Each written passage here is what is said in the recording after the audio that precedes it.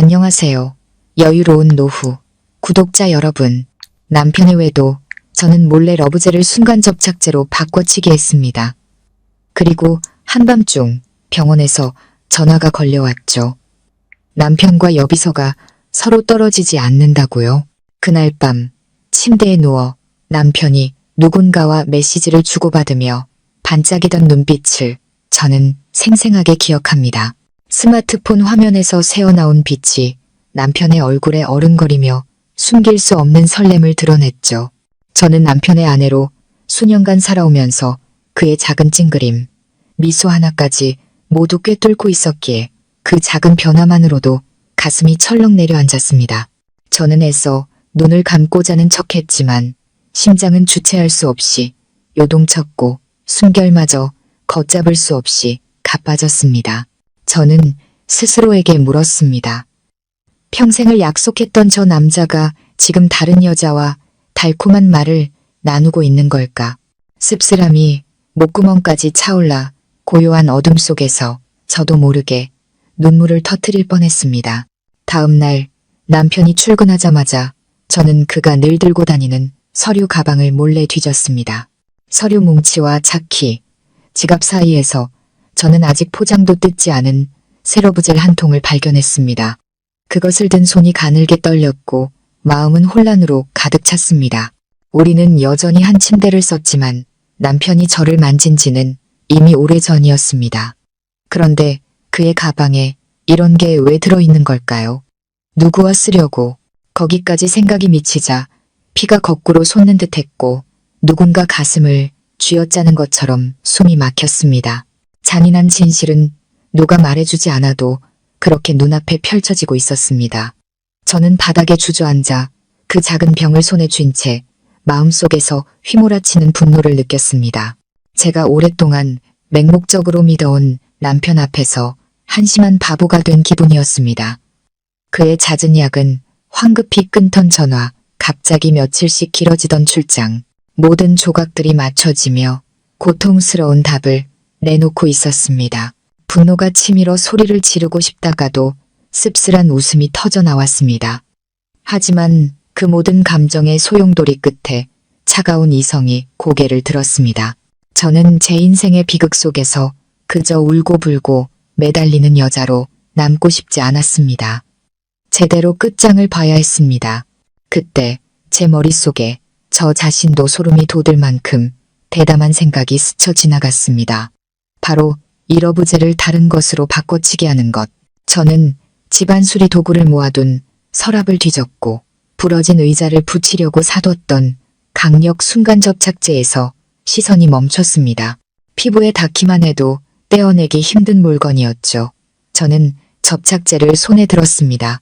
손은 떨렸지만 눈빛은 점점 더 단호해졌습니다. 제가 하려는 일이 무모하고 어쩌면 잔인하다고까지 할 수 있다는 걸 알았지만 저는 이미 벼랑 끝에 몰려 있었습니다. 배신당한 여자는 어느 순간 상상도 못할 만큼 강해지기 마련입니다. 저는 조심스럽게 러브젤 내용물을 비우고 병을 깨끗이 씻어 말린 뒤 그 안에 순간 접착제를 채워 넣었습니다. 한 단계, 한 단계, 아주 천천히 사소한 흔적도 남기지 않으려 애썼습니다. 심장은 미친 듯이 뛰고 이마에는 식은땀이 흘렀지만 멈추지 않았습니다. 뚜껑을 단단히 잠근 뒤 원래 있던 자리에 그대로 두었죠. 마치 아무 일도 없었던 것처럼 모든 것을 마친 후 저는 의자에 주저앉아 얼굴을 감싸고 길게 숨을 내쉬었습니다. 위험한 고비를 넘긴 듯한 안도감과 동시에 섬뜩한 기분이 온몸을 감쌌습니다. 저는 알았습니다. 곧 진실의 순간이 닥칠 것이고 저는 그것을 마주해야 한다는 것을.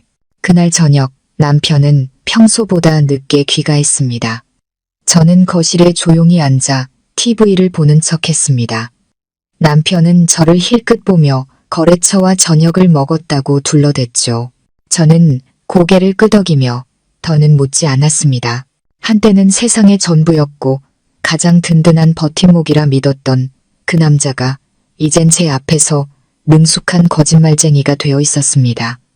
더 이상 따지거나 싸우고 싶지 않았습니다. 저는 그저 기다렸습니다. 씨앗은 뿌려졌고 이제 싹이 트기만을 기다리면 될 뿐이었죠. 제 예상대로 며칠 뒤 무더운 어느 날 오후 낯선 번호로 전화가 걸려왔습니다. 수화기 너머로 다급한 간호사의 목소리가 들렸습니다. 혹시 김민준 씨 아내분 되시나요? 남편분께서 지금 응급실에 계십니다. 상황이 아주 기이해서요. 다른 여성분과 몸이 붙어서 떨어지지가 않습니다. 저는 그 자리에 얼어붙었습니다. 귀는 멍멍해지고 심장이 멎는 것 같았죠. 눈앞이 캄캄해지며 의자를 붙잡지 않았더라면 그대로 쓰러졌을 겁니다. 제가 기다리던 순간이 온 것이었습니다. 하지만 생각보다 더 빠르고 맹렬하게 닥쳐왔습니다. 제가 전화기에 대고 어떻게 대답했는지 기억나지 않습니다. 그저 고개를 끄덕이다 수화기를 내려놓았을 뿐. 두 손은 사시나무처럼 떨리고 있었습니다. 통쾌함과 두려움이 동시에 밀려왔습니다. 마음 한구석에서는 꼴 좋다, 배신자는 대가를 치러야지 하는 목소리가 울렸지만 다른 한편으로는 가슴이 저며왔습니다. 어쨌든 그는 제 남편이었고 수많은 세월을 함께한 사람이었습니다. 그런 그가 병원에서 최악의 모습으로 망신을 당하고 있고 제가 그 원인을 간접적으로 제공한 셈이니까요. 머릿속이 복잡하게 얽혔습니다. 병원에 가야 할까? 그의 비참한 모습을 직접 보며 통쾌해야 할까? 아니면 제 자존심을 지키며 그가 굴욕 속에 허우적거리도록 내버려둬야 할까? 저는 허공을 응시하며 한참을 멍하니 앉아 있었습니다. 행복했던 수많은 기억과 현재의 고통이 뒤섞여 출구 없는 소용돌이처럼 저를 휘감았습니다. 그때 다시 전화벨이 울렸습니다. 이번엔 시어머니였습니다.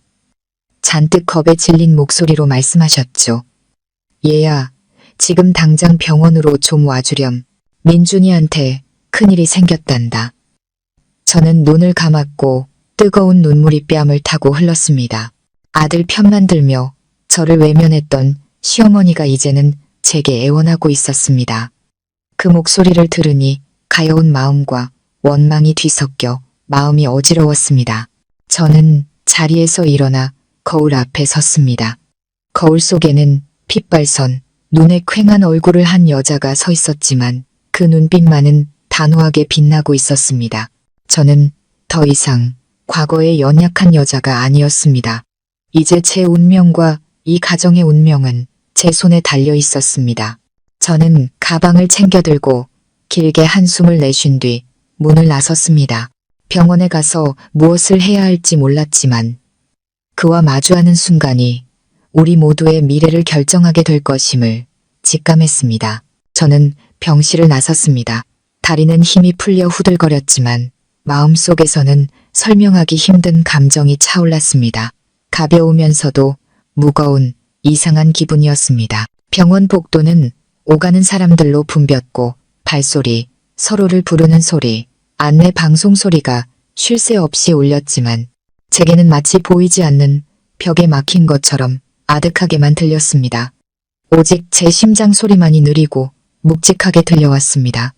마치 스스로에게 묻는 것 같았죠. 정말 이걸로 끝인 걸까? 저는 남편과 그 여자가 서로 붙어 있는 끔찍한 광경을 똑똑히 보았습니다. 수술 동의서에 서명도 했습니다.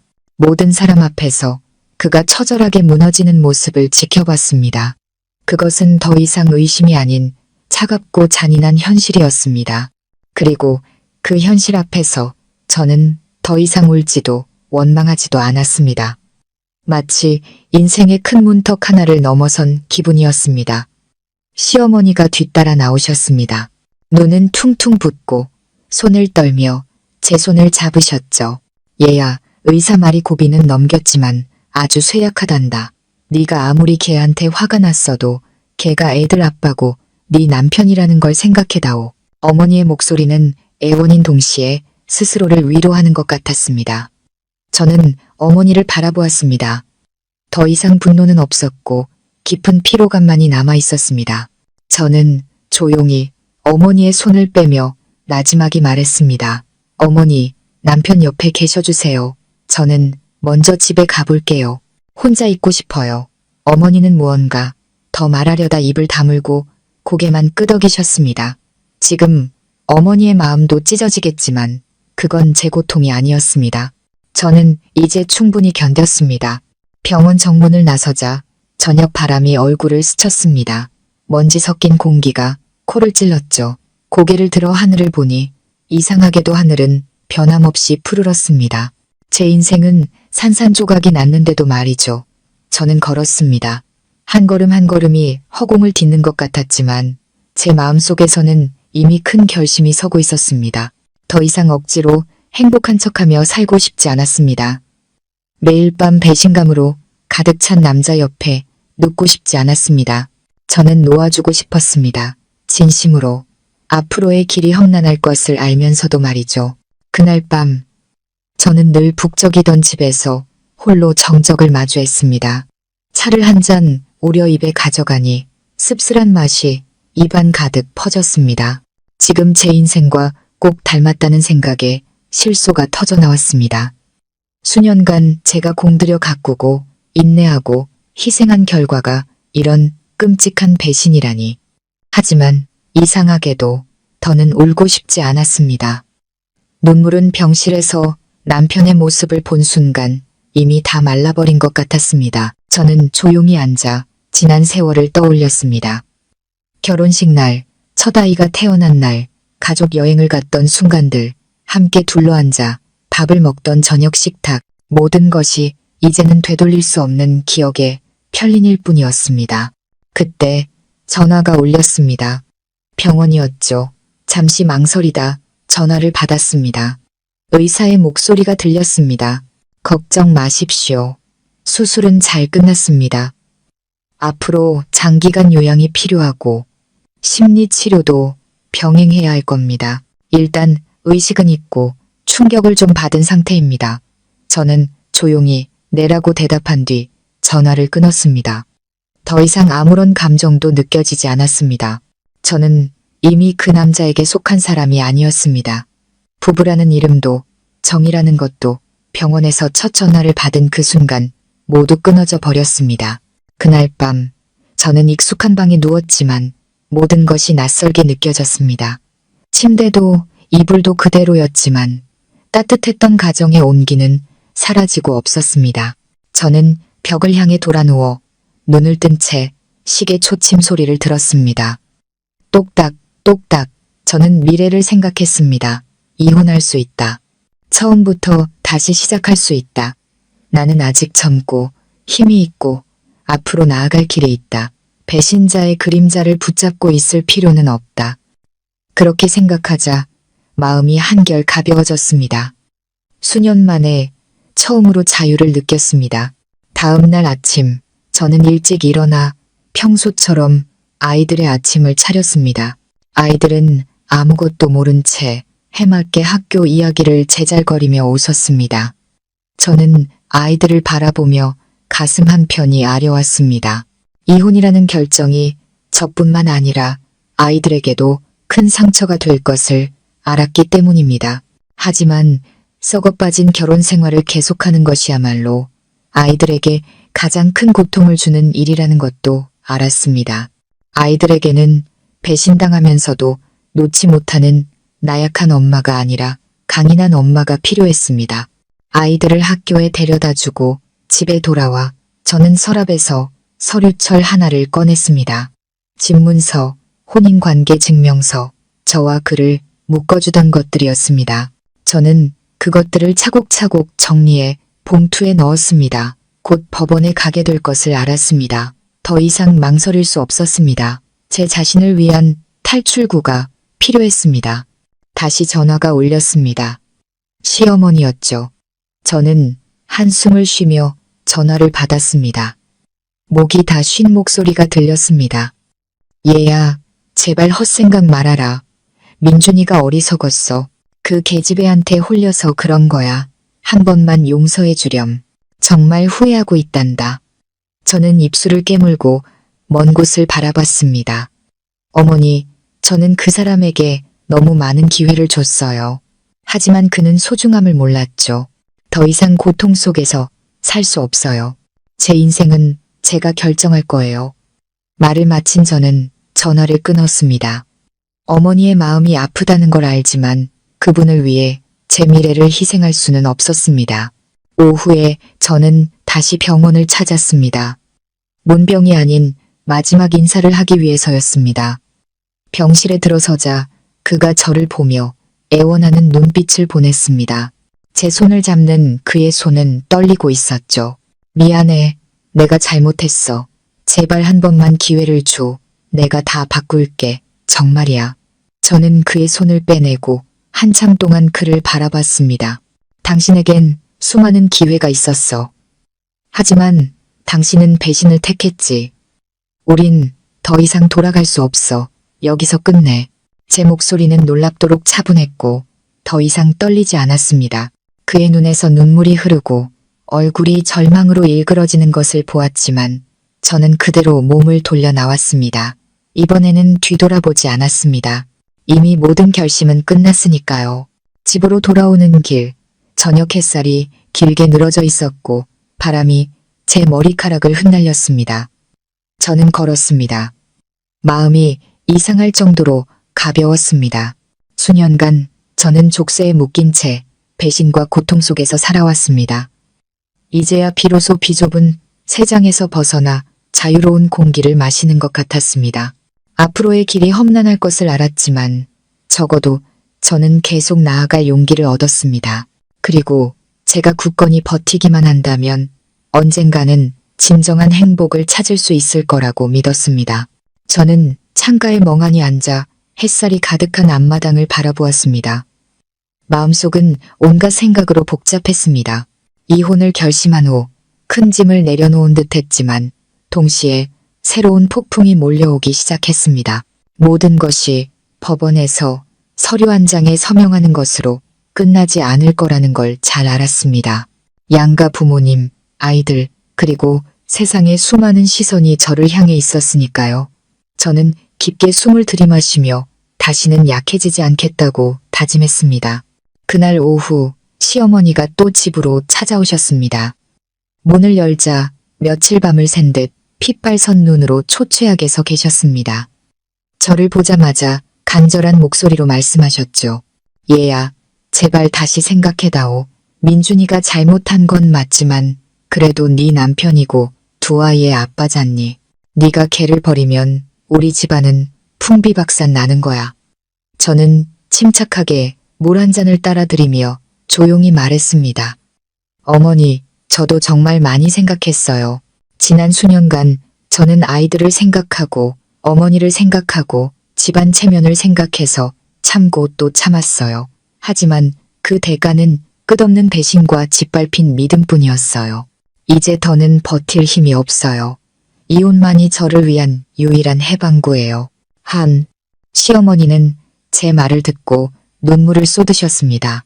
제 손을 잡은 그 손이 가늘게 떨렸죠. 하지만 세상 사람들이 손가락질하면 어쩌니? 아들 교육 잘못 시킨 집이라고 남편 고생할 때 버리고 나간 독한 며느리라고 욕할 거 아니냐. 저는 입술을 깨물었습니다.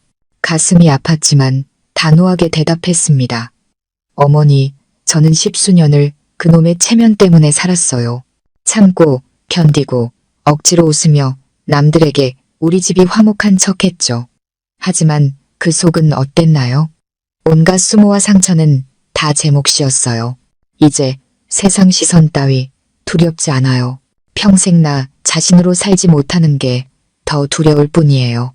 시어머니는 오열하셨지만 이번에는 더 이상 아무 말도 하지 않으셨습니다. 그날 밤 아이들이 잠든 후 저는 거실에 홀로 앉아 있었습니다. 노란 조명이 바닥에 길게 늘어진 제 그림자를 비추고 있었죠. 그때 남편에게서 문자가 왔습니다. 내가 잘못했어. 제발 용서해줘. 다신 안 그럴게. 모든 걸 버릴게. 이번 한 번만 기회를 줘. 우리 아이들을 위해서, 우리 가정을 위해서. 저는 그 글자들을 보며 가슴이 답답해졌습니다. 병원에서 공포에 질려있던 그의 눈빛, 제가 간접적으로 만들어낸 그 끔찍한 광경이 떠올랐습니다. 하지만 더 이상 동정심은 들지 않았습니다. 그런 약속은 너무나 많이 들었고 너무나 많이 믿었고 그 대가는 상처뿐이었습니다. 저는 딱 한 문장만 보냈습니다. 법원에서 봅시다. 그리고는 휴대폰을 내려놓았습니다. 마음이 이상할 정도로 평온했습니다. 다음 날 저는 아이들을 데리러 학교에 갔습니다. 오는 길에 큰아들이 불쑥 물었습니다. 엄마, 아빠는 언제 집에 와? 그 순진한 질문에 저는 순간 할 말을 잃었습니다. 저는 애써 미소를 지으며 아이의 머리를 쓰다듬었습니다. 아빠가 병원에 좀 더 있어야 한대. 하지만 걱정 마. 엄마가 항상 너희들 곁에 있을 거니까. 아이는 고개를 끄덕이며 제 손을 더 꽉 잡았습니다. 그때 저는 깨달았습니다. 아이들이야말로 제가 굳건히 서서 가족의 믿음을 저버린 그 남자에게 돌아가지 않을 힘이 되어준다는 것을. 오후에는 다시 변호사 사무실을 찾았습니다. 변호사는 서류철을 건네며 차분하게 말했습니다. 서류는 모두 준비됐습니다. 정말 확신하신다면 이번 주에 접수하겠습니다. 하지만 마음의 준비를 하셔야 합니다. 시댁의 반대가 거셀 겁니다. 저는 흔들림 없는 눈빛으로 고개를 끄덕였습니다. 가장 큰 폭풍을 이미 겪었는데 무엇이 저를 더 두렵게 하겠습니까? 변호사의 말은 사실이었습니다. 그날 저녁 시아주버니에게서 전화가 왔습니다. 목소리에는 책망이 가득했죠. 재수 씨, 어떻게 집안 체면에 먹칠을 할 수가 있어요? 민준이가 저렇게 힘들 때 버리면 그게 무슨 부부의 정입니까? 저는 조용히 듣고 있다가 차분하게 대답했습니다. 아주버님, 저는 민준 씨가 힘들 때 버리는 게 아니에요. 저는 그 사람이 아무것도 없던 시절부터 집 사고 아이 낳을 때까지 10수년을 곁에 있었어요. 그가 수없이 배신했을 때도 참았지만 그는 고마움을 몰랐어요. 이제 제가 손을 놓는 건 우리 둘 모두를 위한 해방이에요. 더 이상 미련 없어요. 저는 전화를 끊었습니다. 앞으로의 길이 험난할 것을 알았지만 더는 두렵지 않았습니다. 그날 밤 친정 부모님이 찾아오셨습니다. 엄마는 저를 꼭 안아주시며 속삭이셨죠. 딸아, 엄마는 내 편이야. 그렇게 힘들게 산 거 이제 정말 충분해. 이혼이 끝이 아니라 새로운 시작이란다. 걱정하지 마. 엄마 아빠가 항상 내 곁에 있을게. 저는 엄마의 어깨에 고개를 묻고 며칠 동안 억눌렀던 눈물을 터뜨렸습니다. 하지만 그 눈물은 절망의 눈물이 아니었습니다. 모든 아픔을 씻어내고 새로운 내일을 준비하는 눈물이었습니다. 다음 날 아침 저는 두 아이를 학교에 데려다주고 이마에 입을 맞춘 뒤 곧장 법원으로 향했습니다. 제 손에는 이혼 서류가 들려 있었습니다. 발걸음은 느렸지만 단호했습니다. 저는 고개를 굳건히 들었습니다. 이것이 제가 선택한 길이고 제 인생의 가장 큰 결정이라는 것을 알았습니다. 하지만 이렇게 해야만 비로소 저 자신에게 솔직해질 수 있고 아이들에게 용기와 자존감에 대해 가르쳐 줄 수 있다는 것도 알았습니다. 그날 아침 법원은 오가는 사람들로 붐볐습니다. 저는 복도 긴 의자에 앉아 이혼 서류를 손에 쥔 채 긴장과 무거운 마음을 동시에 느꼈습니다. 제가 언젠가 이혼하는 아내의 역할로 이곳에 앉게 될 줄은 꿈에도 몰랐습니다. 젊은 시절 저는 남편이 아내를 아끼고 아이들은 착하게 자라는 그런 단란한 가정을 꿈꿨습니다. 하지만 현실은 모든 꿈보다 잔혹했습니다. 잠시 후 수술 후유증으로 아직 몸이 불편한 남편이 부축을 받으며 나타났습니다. 하얀 셔츠를 입은 그는 헬쑥했고 저와 눈이 마주치자 시선을 피했습니다. 그의 손이 떨리는 것을 보았습니다. 아마 건강 때문만은 아닐 겁니다. 그 옆에는 시어머니가 앉아 계셨습니다. 퀭한 얼굴과 퉁퉁 부은 눈, 밤새 우신 것 같았습니다. 어머니는 저를 보며 애원과 원망이 섞인 눈빛을 보내셨습니다. 저는 고개를 숙여 인사만 하고 더는 쳐다보지 않았습니다. 그 눈을 계속 보면 제 마음이 다시 흔들릴 것 같았기 때문입니다. 조정이 시작되었습니다. 판사님은 저희 두 사람을 번갈아 보며 엄숙하지만 동정 어린 목소리로 말씀하셨습니다. 결혼은 자발적인 약속이며 행복한 가정을 이루기 위한 것입니다. 한쪽이 더 이상 신뢰와 애정이 없다면 억지로 붙잡는 것은 양쪽 모두와 아이들에게 더 큰 고통을 줄 뿐입니다. 오늘 양측은 솔직하게 말씀해 주시기 바랍니다. 제가 먼저 질문을 받았습니다. 저는 깊게 숨을 들이쉬고 차분하지만 단호한 목소리로 말했습니다. 재판장님, 저는 더 이상 이 관계를 붙잡고 싶지 않습니다. 지난 수년간 저는 남편이 변하기를 바라며 침묵하고 견뎠습니다. 하지만 결과는 쌓여가는 상처뿐이었습니다. 그의 끔찍한 배신을 직접 목격한 지금 저는 이 결혼이 이미 오래전에 죽었다는 것을 깨달았습니다. 저와 그 사람 모두를 위해 그리고 아이들이 거짓된 가정에서 자라지 않게 하기 위해 이혼하고 싶습니다. 방 안의 공기가 무겁게 가라앉았습니다. 판사님은 고개를 끄덕이고 남편을 보았습니다. 그는 한참 동안 고개를 숙이고 있다가 겨우 떨리는 목소리로 입을 열었습니다. 재판장님, 제가 잘못했습니다. 아내를 배신했고 가정에 죄를 지었습니다. 하지만 진심으로 후회하고 있습니다. 아내에게 한 번만 기회를 달라고 부탁하고 싶습니다. 우리 아이들을 위해서 지난 세월의 정을 생각해서라도 그는 거기까지 말하고는 목이 메어 더 이상 말을 잇지 못했습니다. 그때 시어머니가 울음을 터뜨리며 일어섰습니다. 재판장님, 우리 아들이 잘못한 건 맞지만 아직 젊어서 철이 없습니다. 나쁜 년한테 홀려서 실수한 겁니다. 제발 다시 시작할 기회를 주십시오. 우리 집엔 아직 어린 손주들이 있습니다. 이혼하면 애들은 어떡합니까? 어머니는 눈물을 닦으며 제게 애원하는 눈빛을 보냈습니다. 저는 그 모든 것을 조용히 들었습니다. 고통이 다시 밀려와 가슴을 후벼 팠지만 울지 않았습니다. 이번에 마음이 약해지면 앞으로 10년, 20년을 또다시 지옥 속에서 살게 될 것을 알았기 때문입니다. 저는 조용히 눈을 감았다. 뜨고 판사님을 똑바로 바라봤습니다. 재판장님, 모든 말을 들었지만 제 마음에는 더 이상 용서할 자리가 없습니다. 저는 제 아이들이 거짓을 보고 자라게 하고 싶지 않습니다. 엄마는 참고 아빠는 배신하는 모습을 보여주고 싶지 않습니다. 저는 끝내고 싶습니다. 제 목소리는 또렷하게 울렸습니다. 판사님은 고개를 끄덕이며 무언가를 기록하셨습니다. 그렇다면 법원은 다음 절차를 진행하겠습니다. 하지만 다시 한번 말씀드리지만 그 결과는 두 분뿐만 아니라 가족 모두의 몫이 될 겁니다. 마음의 준비를 하십시오. 조정이 끝나고 복도로 나오자 남편이 쫓아와 제 손을 붙잡았습니다.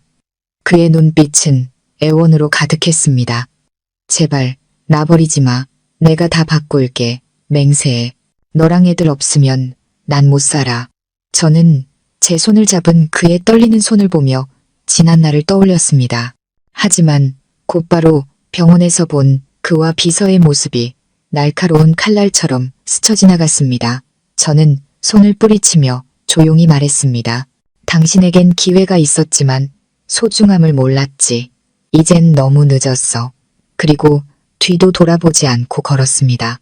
돌아오는 길 바람이 머리카락을 스치고 하늘은 맑았지만 제 마음은 복잡했습니다. 단호하게 끝냈다는 안도감과 함께 텅 빈 공허함이 밀려왔습니다. 결혼 생활이 하루아침에 끝날 수 없다는 것을 알았습니다. 그것은 지우기 힘든 상처와 기억을 남깁니다. 하지만 계속 나아가야만 길끝에서 빛을 찾을 수 있다는 것도 알았습니다. 그날 밤 저는 두 아이와 이야기를 나눴습니다. 아이들은 아직 어려서 무슨 일인지 이해하지 못하고 그저 물었습니다. 엄마, 아빠는 왜 요즘 집에 안 와?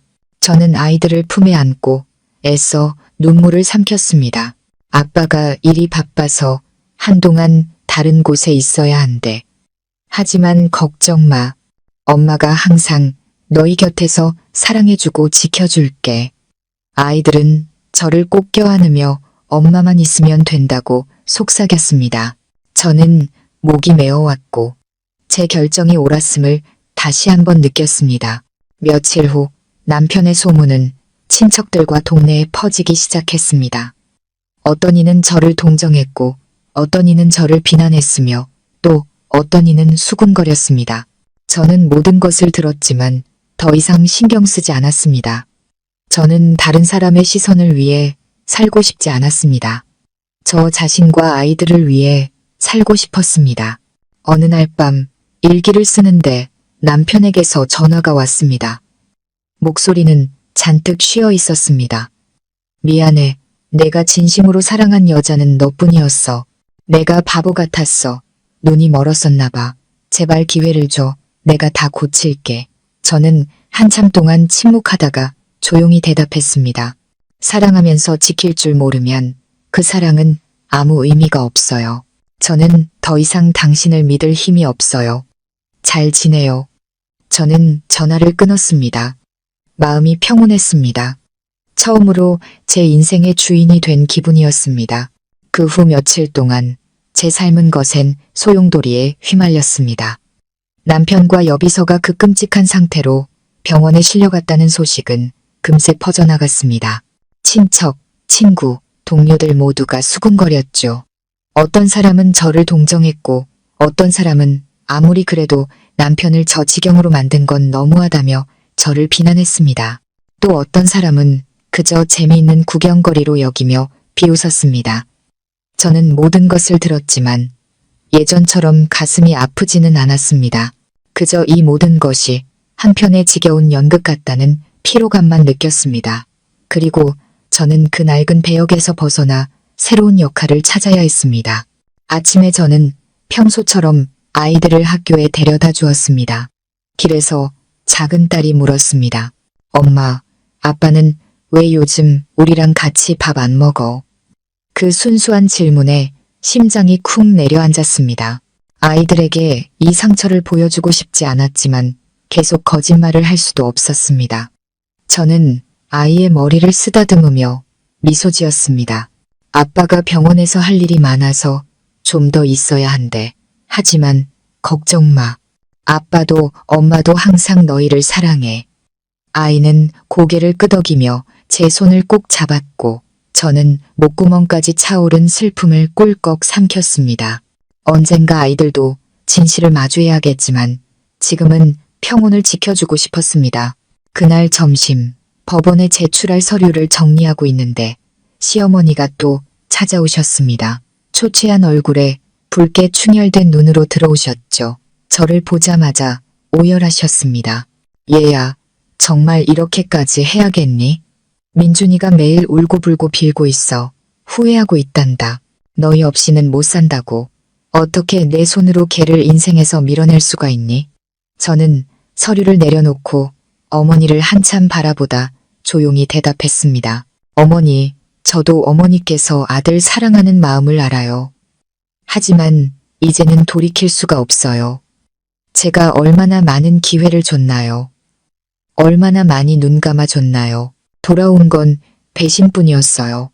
제가 이혼하려는 건 아이들을 사랑하지 않아서가 아니에요. 오히려 아이들에게 엄마가 자존감을 지키고 자신에게 솔직하게 사는 모습을 보여주고 싶기 때문이에요.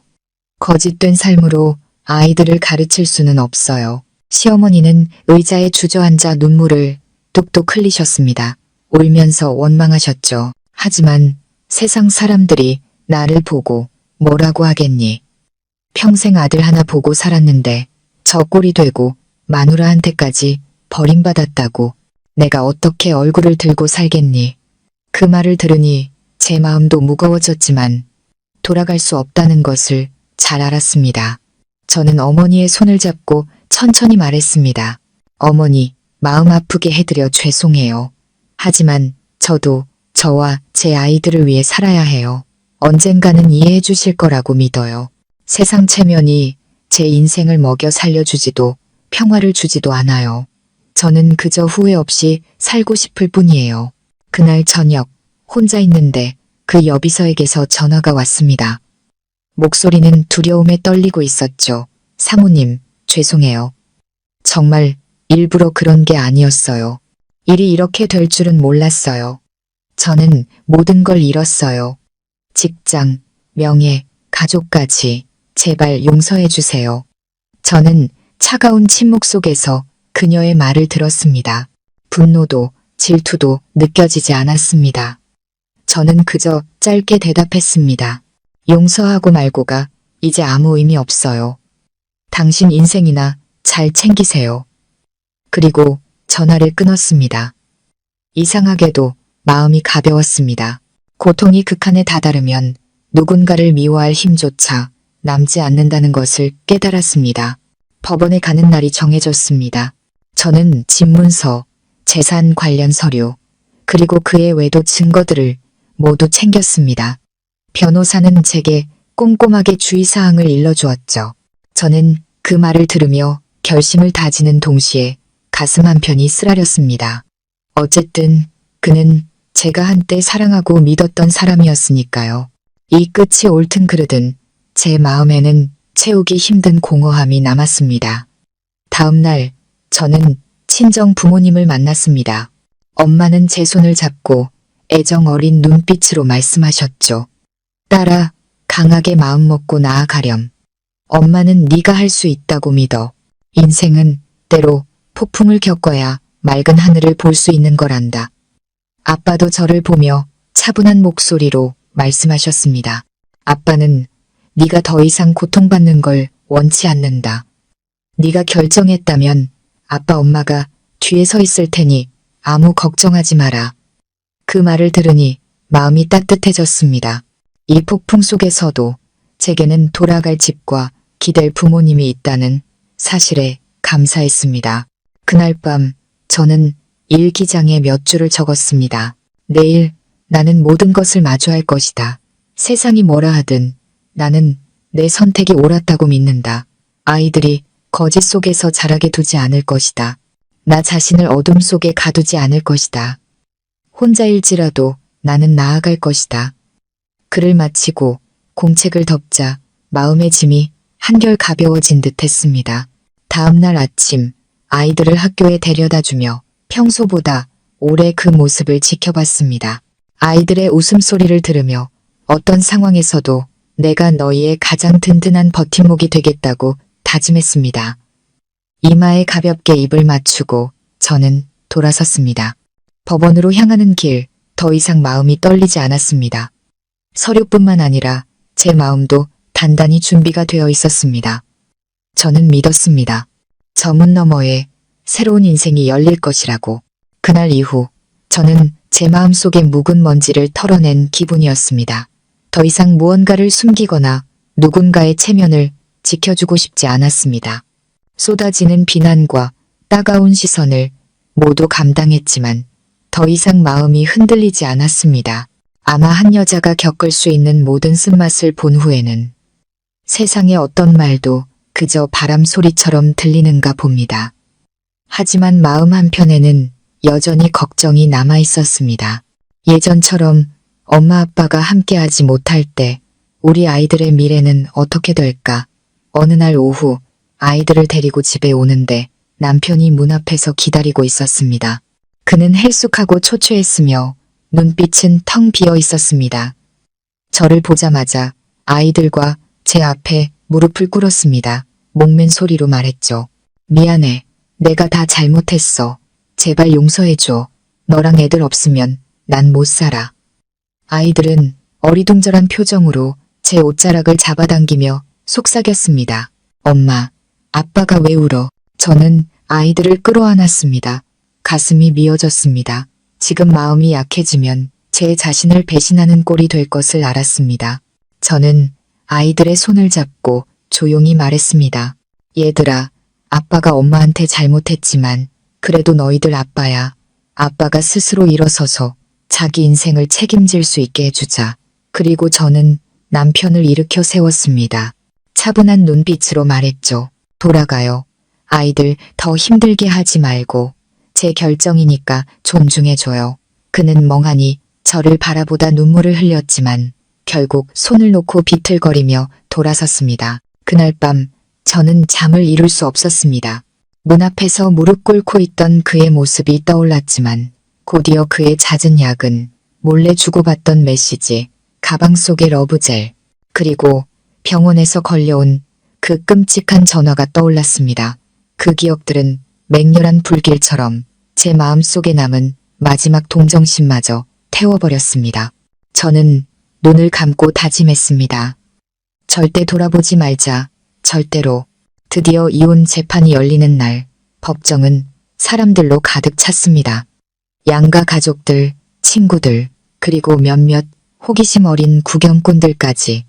저는 수수한 옷차림에 머리를 단정하게 묶고 화장기 없는 얼굴로 섰습니다. 하지만 제 눈빛은 그 어느 때보다 또렷했습니다. 실패자가 아닌 자신이 무엇을 하는지 아는 당당한 여자로 그곳에 서고 싶었습니다. 남편은 반대편에 앉아 있었습니다. 헬쑥한 얼굴에 눈 밑은 거뭇했죠. 판사님이 묻자 저는 여전히 차분한 목소리로 대답했습니다. 재판장님, 저는 남편에게 더 이상 어떠한 감정도 없습니다. 이혼하게 해주십시오. 그는 아이들을 핑계대고 진한정에 호소하며 애원했습니다. 하지만 판사님이 왜도 사실을 인정합니까? 라고 묻자 그는 침묵하며 고개를 떨궜습니다. 법정은 고요해졌고 더 이상 아무도 말을 잇지 못했습니다. 법원은 이혼을 선고했습니다.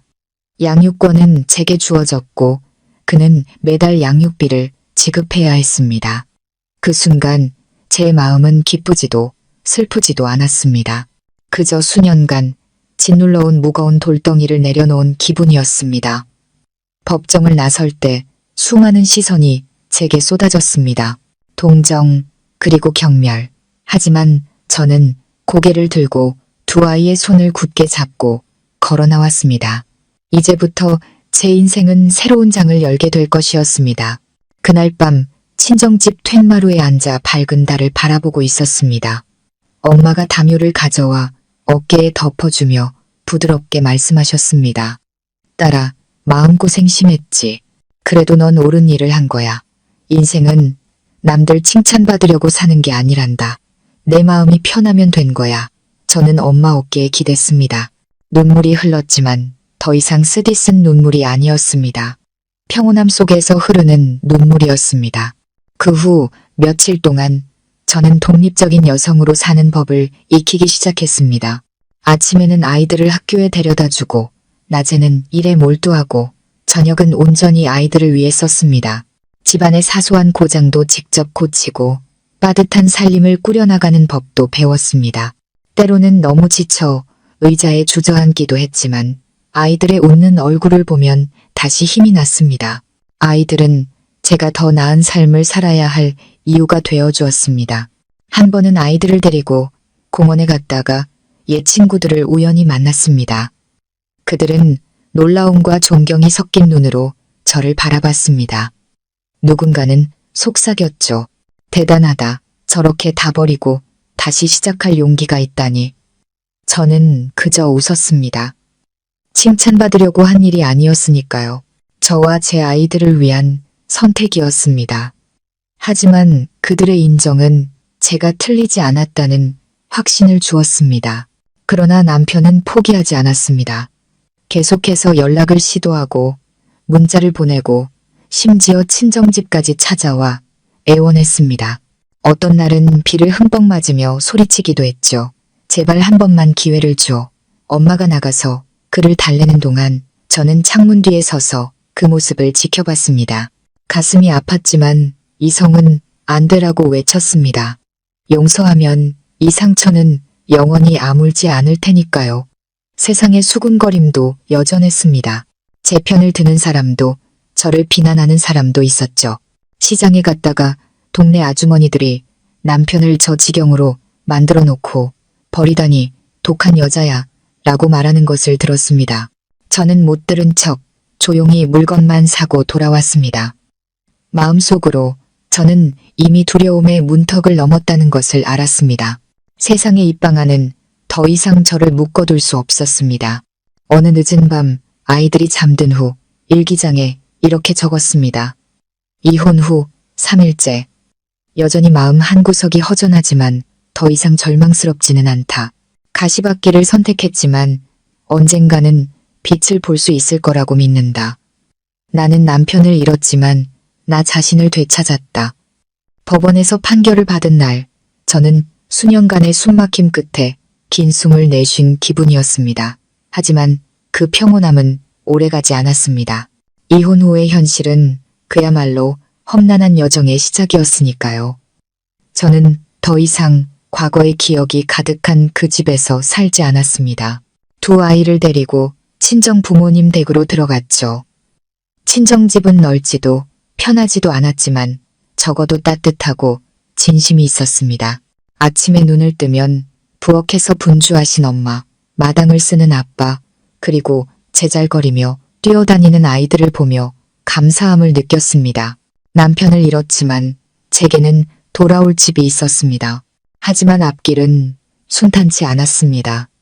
이제 모든 생계의 무게가 제 어깨에 놓였습니다. 저는 더 많은 일을 하고 프로젝트를 추가로 맡고 밤늦게까지 일하며 아이들 학원비와 생활비, 연로하신 부모님의 약값을 벌어야 했습니다. 어떤 날 밤에는 가계부를 정리하다 눈물이 핑 돌았지만 스스로 눈물을 닦았습니다. 제가 선택한 길이니 쓰러지지 않고 나아가야 한다고 다짐했습니다. 잠든 아이들의 천사 같은 얼굴을 보면 다시 힘이 솟았습니다. 전 남편은 완전히 사라지지 않았습니다. 여전히 전화를 걸고 찾아왔지만 예전처럼 애원하지는 않았습니다. 제가 단호하다는 것을 깨달았는지 그의 목소리에는 슬픔만 남아 있었습니다. 아이들이 보고 싶다고 만나게 해달라고 했습니다. 저는 허락했습니다. 하지만 만날 때마다 제가 함께 나갔습니다. 아이들이 더 이상 상처받는 것을 원치 않았습니다. 처음 다시 만났을 때 작은 딸이 그를 꼭 껴안으며 물었습니다. 아빠, 왜 이제 엄마랑 같이 안 살아?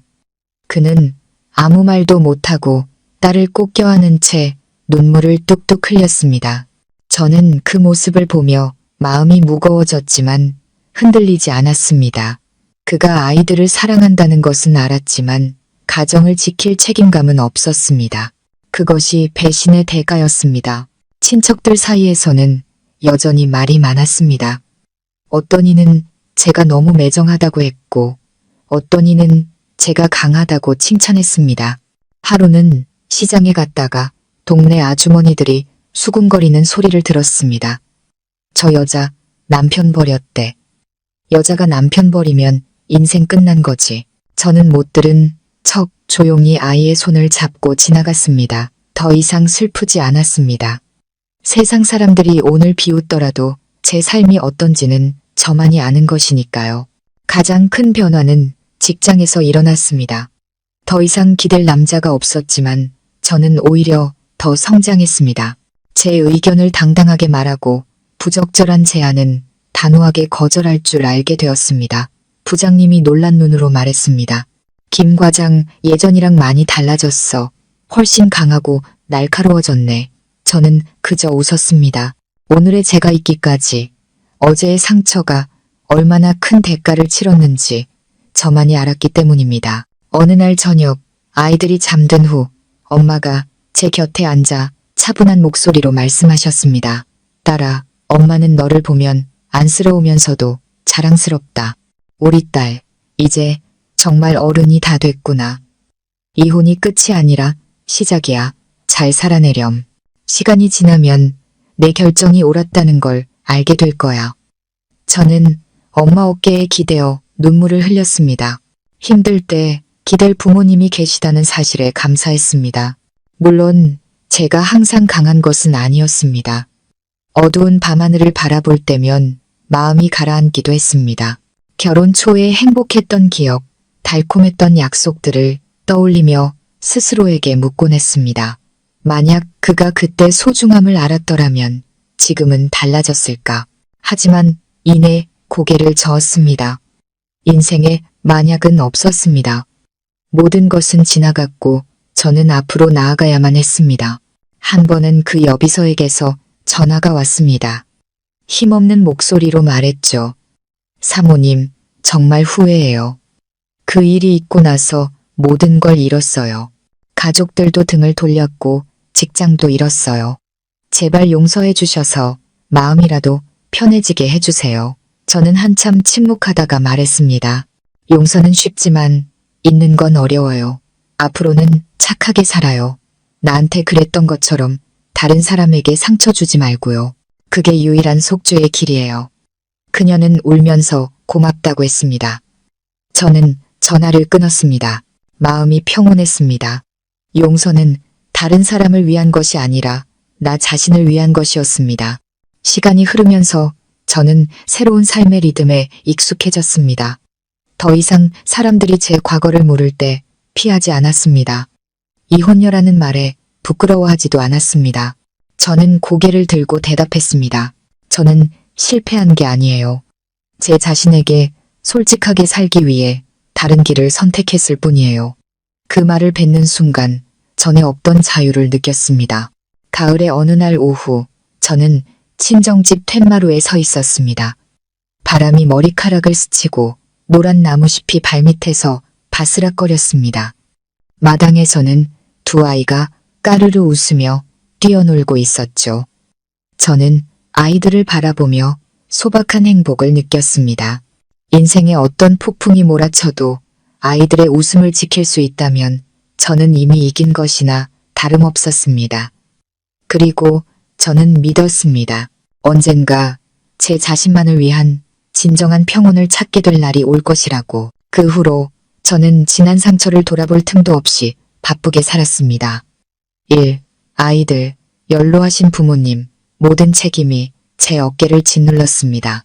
매일 아침 눈을 뜨자마자 돈 계산부터 해야 했습니다.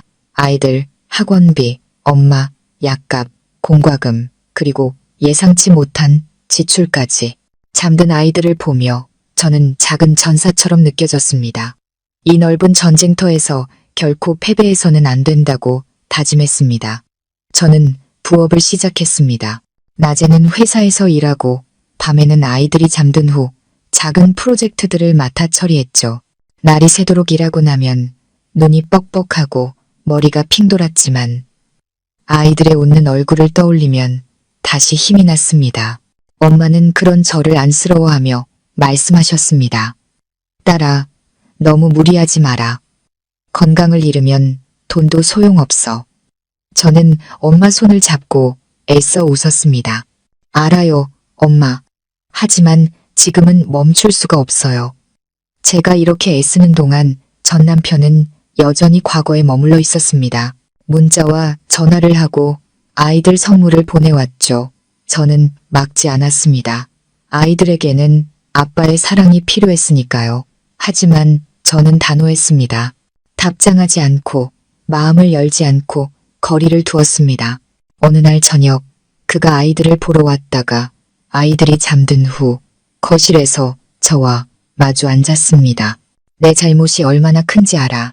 널 잃고 가정을 잃었어. 그래도 언젠가 네가 날 용서해 주길 바라. 저는 그의 눈을 똑바로 보며 말했습니다. 당신 인생이나 잘 살아요. 용서는 할 수 있을지 몰라도 다시 돌아가는 일은 절대 없을 거예요. 우린 너무 멀리 와버렸어요. 그는 고개를 숙이고 아무 말도 하지 않았습니다. 그 순간 제 마음은 그 어느 때보다 단호했습니다. 세상의 시선은 여전했습니다. 동네 사람들은 제 이혼 이야기를 끝없이 화제에 올렸죠. 어떤 이는 저를 강하다고 했고 어떤 이는 독하다고 했습니다. 처음에는 속상했지만 곧 깨달았습니다. 그들이 제 인생을 대신 살아주지도 제 고통을 대신 겪어주지도 않는다는 것을. 저는 헛소문 앞에서 미소 짓는 법을, 따가운 시선 앞에서 침묵하는 법을 배웠습니다. 그러던 어느 날 부장님이 저를 불렀습니다. 김 과장, 어려운 상황인 거 알지만 정말 성실하고 능력 있더군. 큰 프로젝트를 하나 맡기고 싶은데 책임이 막중해. 한번 해보겠나? 저는 잠시 망설였습니다. 그 일을 맡으면 지금보다 두세 배는 더 바빠질 테니까요. 하지만 이것이 제 능력을 증명하고 아이들의 미래를 위한 발판을 마련할 기회라고 생각했습니다. 저는 깊게 숨을 들이쉬고 단호하게 대답했습니다. 제가 해보겠습니다. 부장님은 만족스러운 미소를 지으셨죠. 좋아, 난 김 과장을 믿어. 그날부터 일은 더욱 힘들어졌습니다. 야근이 잦아졌고 아이들과 저녁을 함께하지 못하는 날도 늘어갔습니다.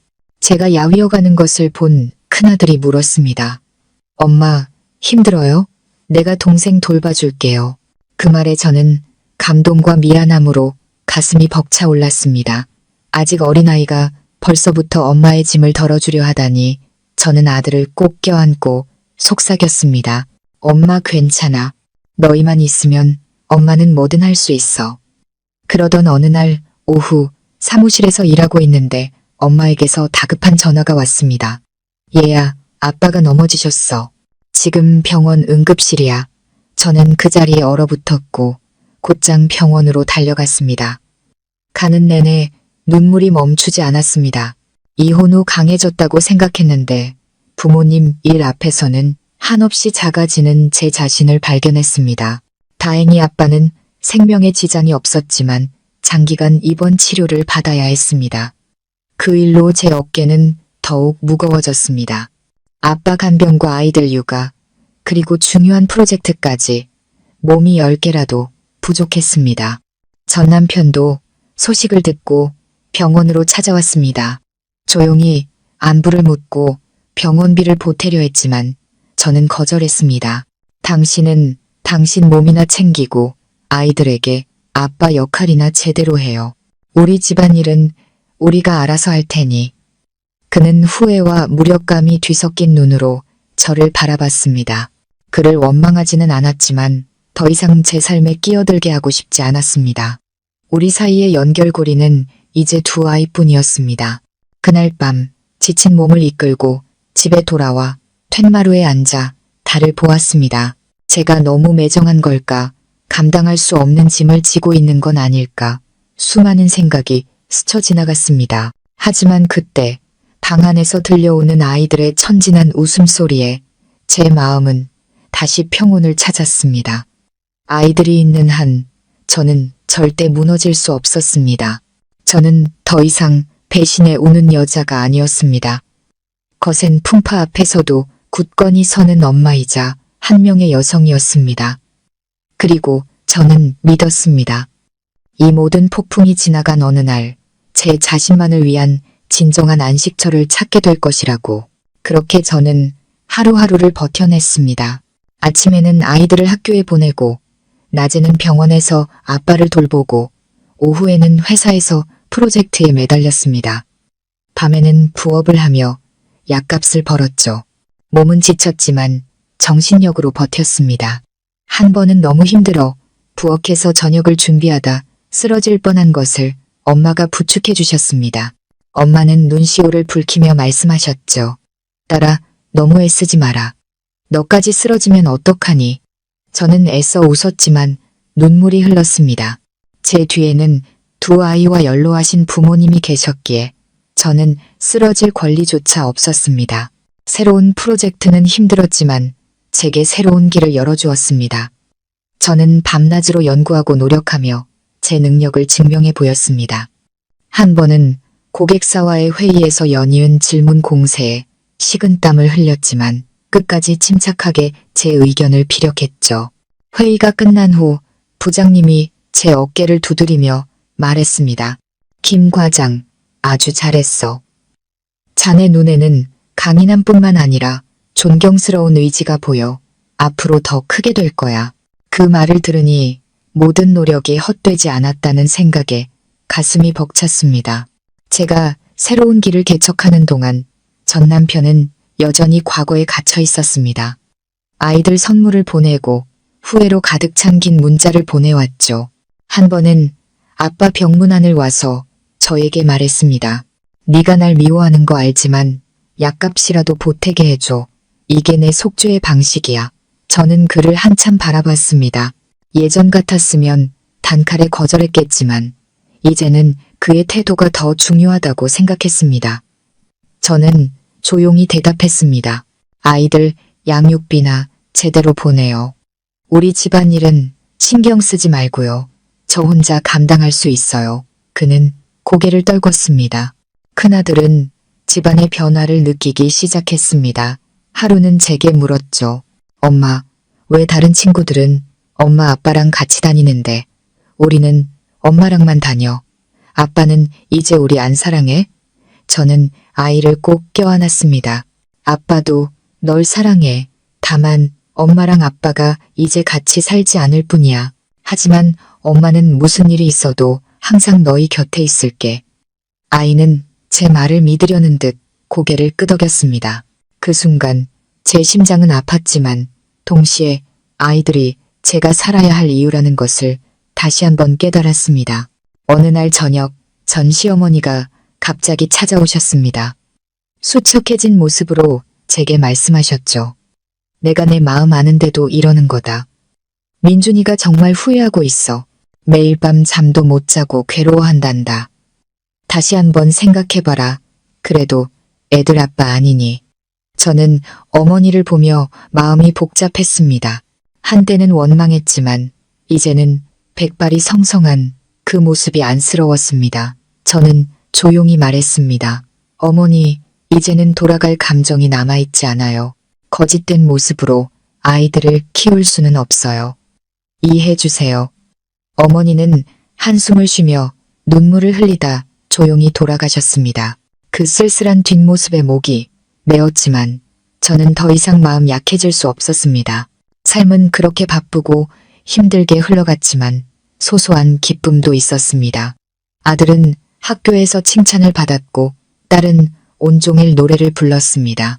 아빠는 회복되어 지팡이를 짚고 걸을 수 있게 되셨죠. 친정 식구들이 함께 모여있는 모습을 볼 때마다 제 선택이 옳았다고 느꼈습니다. 더 이상 거짓 속에서 살지 않아도 되고 배신당하고도 아무 일 없는 척하는 남편을 견디지 않아도 되었습니다.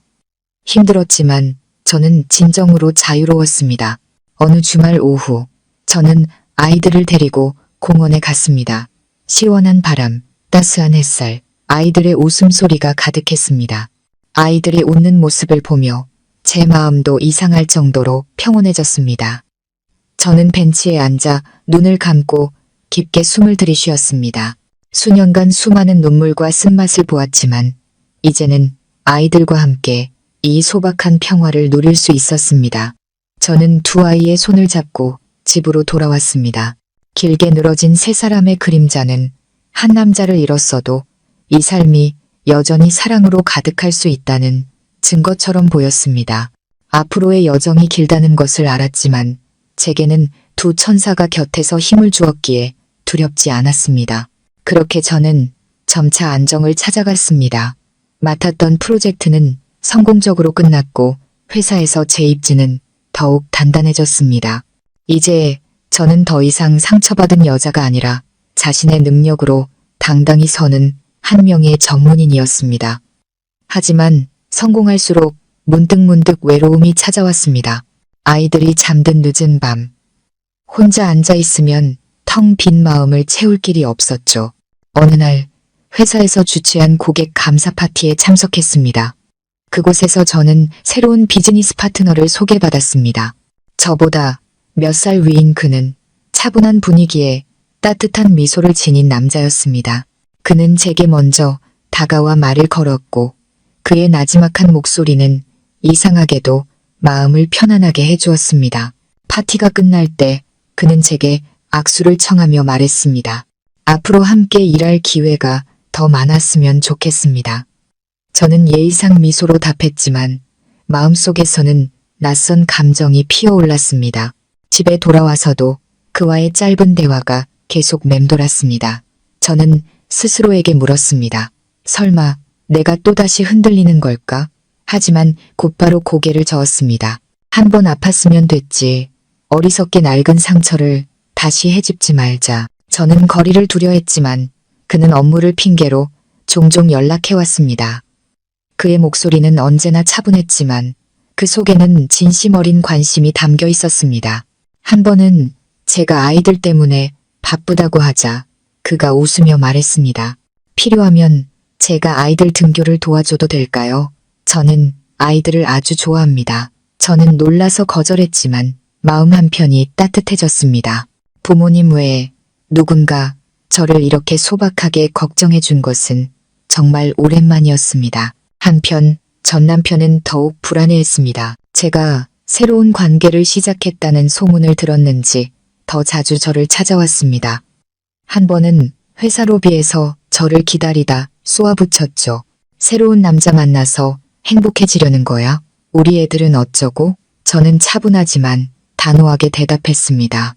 당신이 배신한 그날부터 모든 게 끝났어요. 이미 깨진 관계에 대한 의무는 없어요. 아이들에게는 아빠가 있겠지만 내 인생에 당신이 간섭할 권리는 없어요.